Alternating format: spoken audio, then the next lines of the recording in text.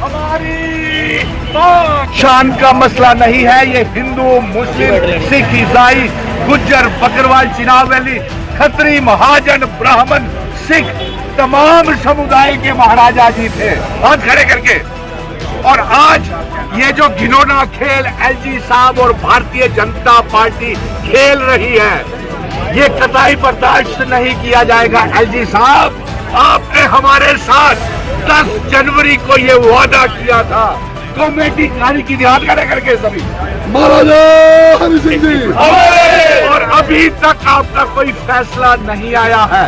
آپ نے مہاراجا جی کی ریاست برباد کر دی، اسٹیٹ سبجیکٹ برباد کر دیا، ڈوگروں کو پہچان ختم کر دی، ان کو نیلام کر رہے ہیں، باہر کے لوگوں کو ڈوگرا ریاست میں بٹھا رہے ہیں۔ یہ قطعی برداشت نہیں کیا جائے گا، اور اب ہم پیچھے ہٹنے والے نہیں ہیں۔ جو اس سرکار نے میرے جوا راجپوت بھائیوں کو جو کل رات کو گرفتار کیا، اس کا پورا جموں کشمیر نندا کرتا ہے۔ شیم اور ساتھ میں اب یہ اگر جیل بھرو آندولن کا آغاز کریں گے جوا راجپوت سبھا، تو ہم جیل بھرو کریں گے۔ اگر یہ جموں بند کا احوان کریں گے تو ہم ان کے بند کا سمرتھن کریں گے۔ چھٹی دو، چھٹی دو، چھٹی دو۔ جموں کی